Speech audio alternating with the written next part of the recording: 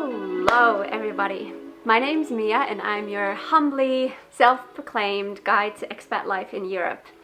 Welcome.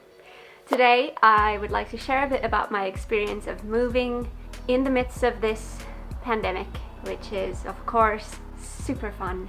So, for those who don't know me, my name's Miia. I'm originally from Finland, but over the course of my 30-something years on this earth, I've lived in several European countries. So I've gained quite a bit of experience of how to do it, how to move alone, how to move with money, how to move without money, how to move with your company, how to move privately. And I'm hoping to share about all of that in the following videos. But today, let's start with the most recent experience of mine, which was to move from Cyprus all the way across Europe to another European island, the Republic of Ireland specifically. To disclaim first, I'm not a professional moving person. I'm not an advisor officially of any sort. This is just from my personal experience. I'm not giving advice to you. I'm not telling you should do exactly as I did, but I hope this is helpful. But please don't sue me. Okay, thank you. So there's a lot that goes into moving. It's not just the process of moving, but there's always goodbyes involved, there's awkward hellos involved, and not just the practicalities of moving, but there's a lot of emotions that go into it as well. But let's start with the practical aspects of moving in the midst of a pandemic within Europe. Go!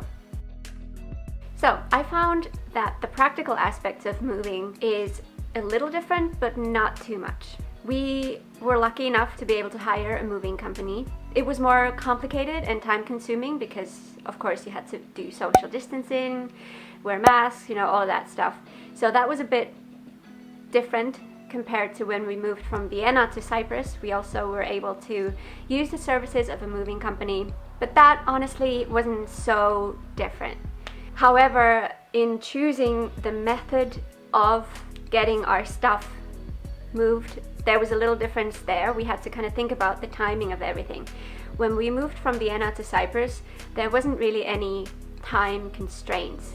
We knew that our stuff would take several weeks to arrive because we chose the boat option, and that is more affordable usually, but it takes a few more weeks to get to the final destination, which generally is okay, because when you move to a new country, many times or most times you don't have an apartment waiting for you, so it's actually quite nice to not have to worry about, oh, my stuff will be here tomorrow and where am I going to put all that stuff. Often when you have it sit at a port, it'll actually cost you, so sometimes if you can, it's better, I think, to choose the shipment via boat freight. I don't know what the official name is, but by boat, rather than air freight. However, with moving in the midst of a pandemic, there were a lot more uncertainties than normally. So there were extra things to consider, like, will our flights be cancelled? Will we actually be able to arrive on the day that we planned? So instead of choosing transport by ship, we chose air freight this time because we were able to set up a deal where our stuff was packed and it was waiting in the facilities of the moving company on Cyprus, and they were kind of waiting for, okay, it's good to go from us, which was good because had we sent our stuff earlier by ship towards Dublin from Cyprus, we would have not known exactly when it would arrive, and there was a danger of, what if something happens, we're not able to move from Cyprus, and then all of our stuff would already be en route to Dublin, so that would have not been a good situation. So we chose air freight so that we could just say, hey, okay, we're here, everything's gonna work out, and then they could have our stuff put on the plane and sent off to Dublin. We were super lucky because Cyprus at the time was on the so-called green list of arrival countries, so we didn't have to quarantine or anything. So when we arrived, we just went about our life as we would normally when arriving in a new place, starting to look for apartments, setting up travel cards, setting up phone, and etc. Had we arrived literally one day later, we would have had to do a 2-week quarantine upon arrival, which would have made everything a lot more complicated and taken a lot more longer time to actually settle into where we are now. In Dublin specifically, the apartment market is really competitive. There's a lot more demand that there are actually available apartments. So whenever you go to look at an apartment, there will be at least probably 10 other people there at the same time that you will be competing with. And that's another point in which we are really lucky, because we were able to, so we arrived on a Monday, and on a Friday we already were able to sign a lease and get the keys to our new apartment. That doesn't always happen, so sometimes getting an apartment in Dublin or close to Dublin can take a lot of time. And specifically now, in this pandemic time, there are some restrictions when it comes to viewing and things like that. That's something to take into consideration. Just practically give yourself a lot of time, and don't expect to get everything sorted in a week or two. It can, but it's good to plan. It's better to plan a longer time for everything rather than too short and then you being in trouble. So when you look for tickets, if you can, look for flexible tickets. When you are thinking about having a moving company do your moving for you, it's good to get the most flexible option at this time. I would recommend that, just in case something happens. Just keep a flexible mindset. Moving is always a challenge, and there's always things that can go wrong and happen, but now more than ever you need to have a flexible mindset when it comes to the practical things with moving. But now let's get to the point that might actually be the more challenging part of moving during a pandemic. Not the practical aspects, but the mental and social aspects. This is always challenging when moving internationally, and now it is not fun. Again, my husband and I count ourselves lucky to arrive in Ireland at a time when the lockdown measures were quite low, or on the, I think, level 1 or 2 out of 5, 5 being the most strict.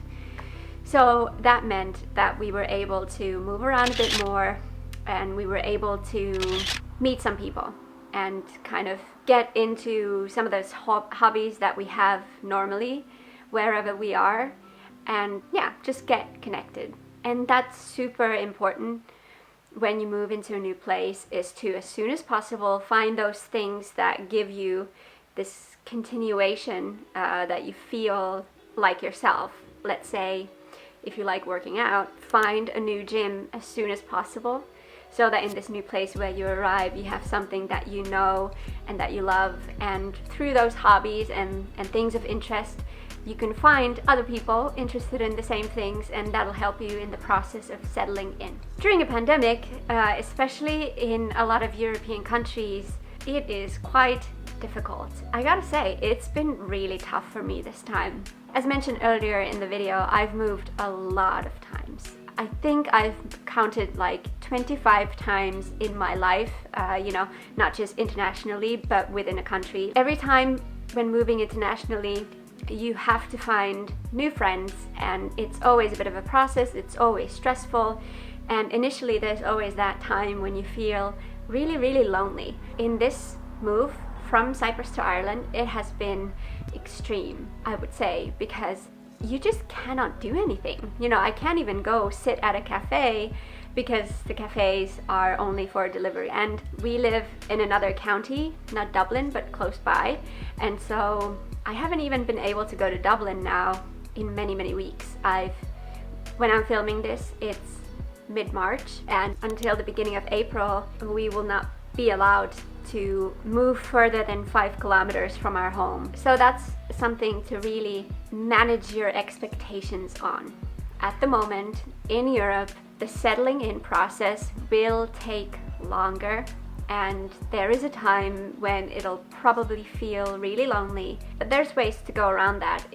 You can always try to keep good connections to back home or wherever it is that you're coming from. If you come here for work, of course that'll help, because you will already make some friendly connections with your colleagues or generally at work, or there's always online groups where you can connect with local people. So there are still ways in which you can kind of try and get those leads into like new friends, but it will be a bit more different, and it will probably take a bit longer of a time than it would normally in this kind of expat relocation process. That is all for today. Thank you so much for watching this video all the way through. If you did like this video, feel free to give it a like or a dislike if you didn't like it. If you do have questions or comments, if you'd like to share of your own experience, or if you found that something's missing in this video, feel free to comment below and we can get chatting. So thank you so much, and I hope to see you next week. I'll be uploading new videos every week, so stay tuned.